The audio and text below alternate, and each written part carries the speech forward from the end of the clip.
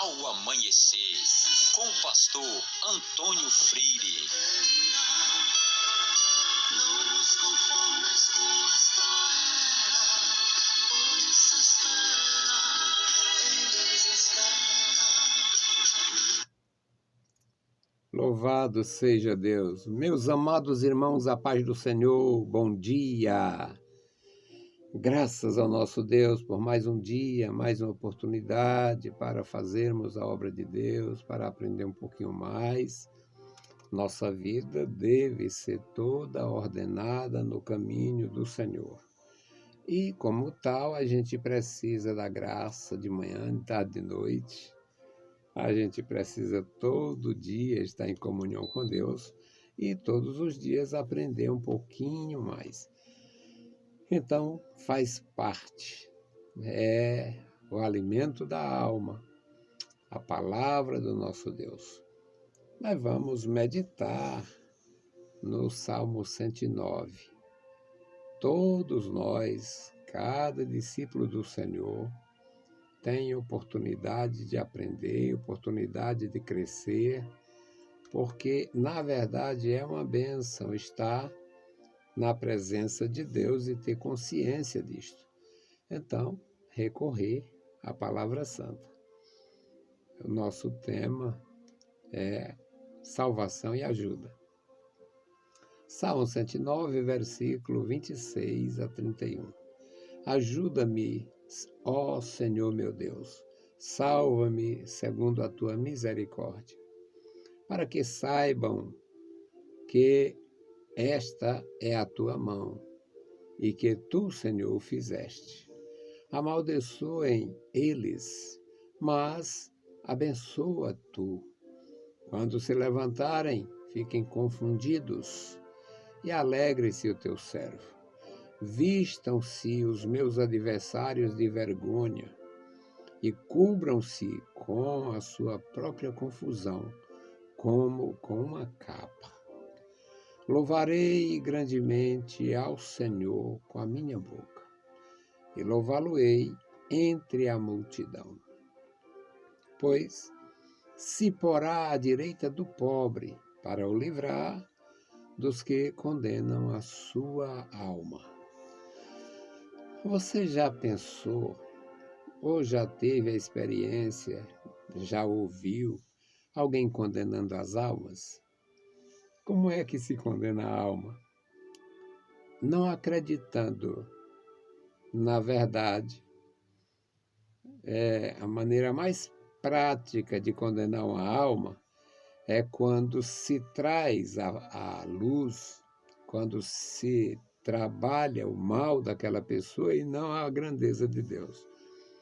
Uma forma de condenar uma alma é quando existe um esforço da parte daquela pessoa que a gente conheceu fazendo, digamos, maldades, e ela se esforça para mudar. E a gente diz, não, isso é para enganar os outros. Não, isso não serve não. Não, já fez muita miséria. Isso aí, não, isso é esse negócio de Deus aí. E a gente vai desacreditando. A gente desacredita, a gente realmente até desfaz. Tem muitas pessoas que desfazem. E não precisa ser ímpio, descrente, lá do meio da mata, não. Lá do meio do prostíbulo, não.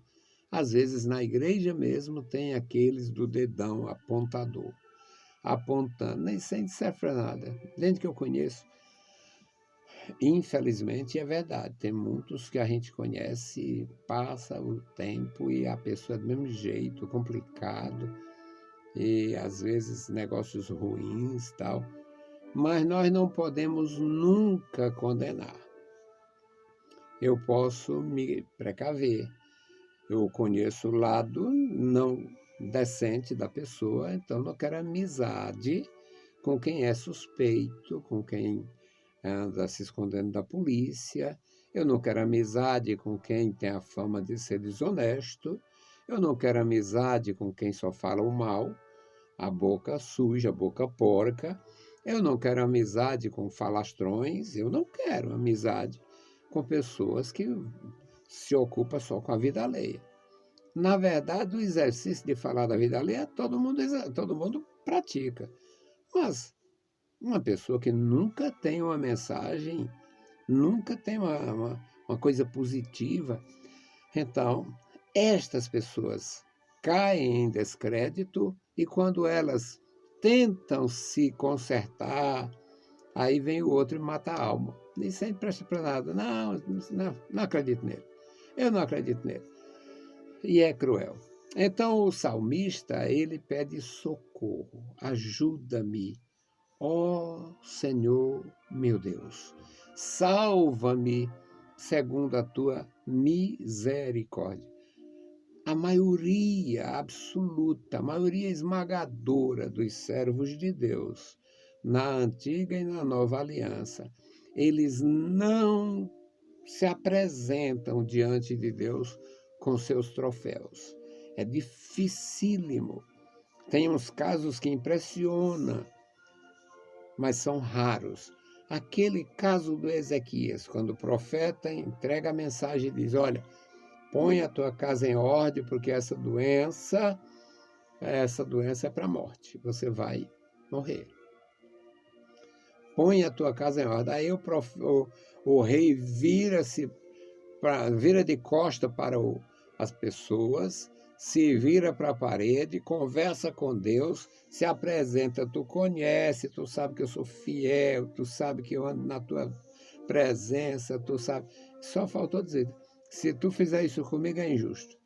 Aí, na verdade, o quebrantamento dele foi tão grande, apesar de mostrar que era fiel, que o Senhor Deus acrescenta a sua vida em 15 anos.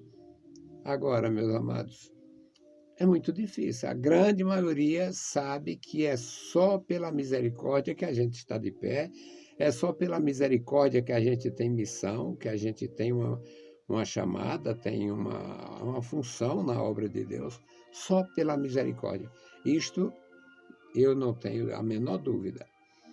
No versículo 27 ele diz: para que saibam que esta é a tua mão, para que saiba que é tu que está me colocando de pé, para que saibam que é a tua misericórdia que fez isto. E eles podem continuar amaldiçoando. Versículo 28, eles podem continuar amaldiçoando, mas tu continua abençoando. Amaldiçoem eles, mas abençoa tu. Quando se levantarem, fiquem confundidos, e o teu servo alegre. Alegre-se o teu servo. Vistam-se os meus adversários de vergonha. Que os meus adversários fiquem envergonhados, que cubram-se com a sua própria confusão como uma capa. Como se cobrem com uma capa, como se protegem com um manto. E eu vou te louvar. E louvarei grandemente ao Senhor com a minha boca. Louvá-lo-ei entre a multidão. Existem aqueles que têm vergonha de falar em público quando está revestido da graça, cheio de gratidão, sentindo a presença de Deus, fogo na vida, fogo no coração, a chama de Deus ardendo na alma. Louva, bendiz, exclama e confessa e diz tudo que o Senhor faz. Louvarei grandemente ao Senhor com a minha boca e louvá-lo-ei entre a multidão, pois se porá à direita do pobre, ele se sentindo pobre, pois se porá à direita do necessitado. É o Senhor que se coloca à direita do carente, à direita do necessitado.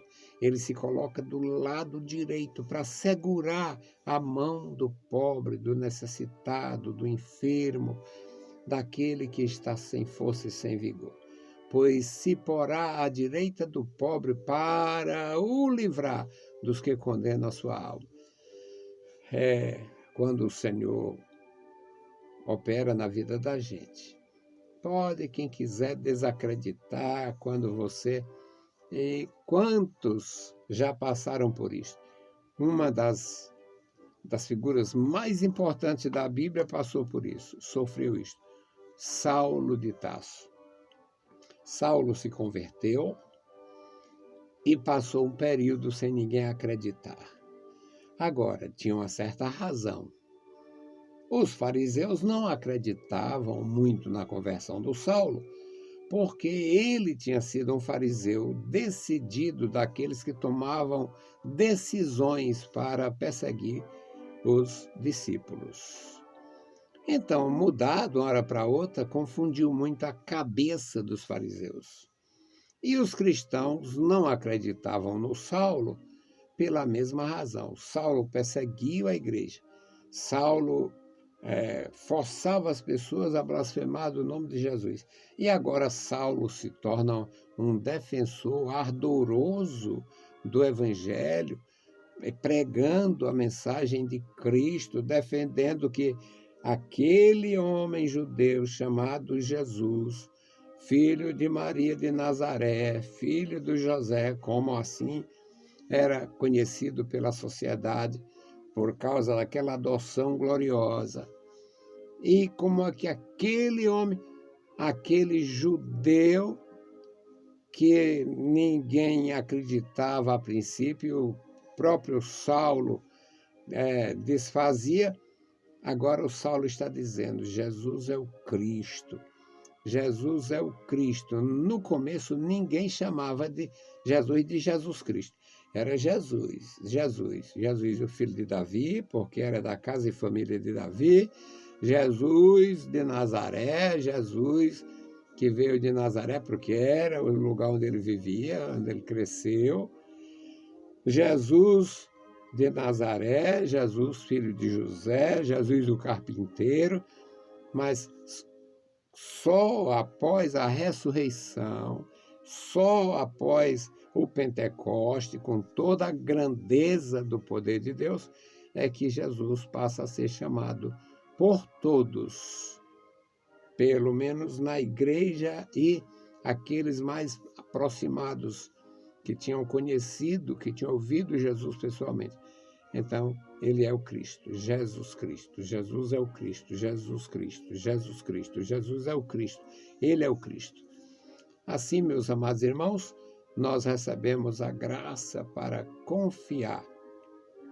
Não é pela nossa força, pelo nosso vigor, pelo nosso entendimento, mas a misericórdia de nosso Deus.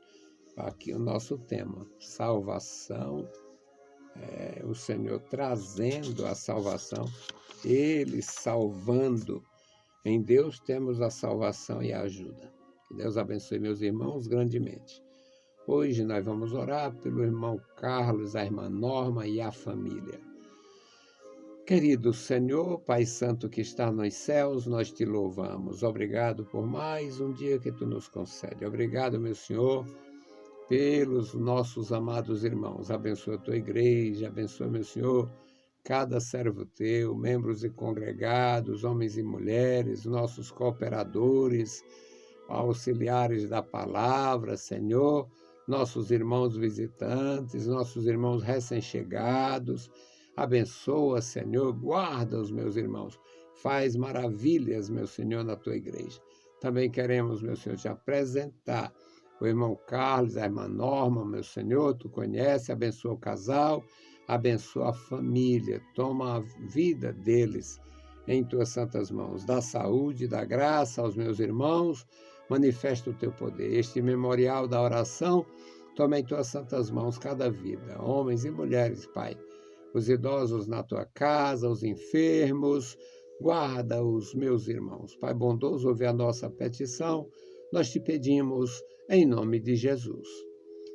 Meus queridos irmãos, a paz do Senhor e bom dia!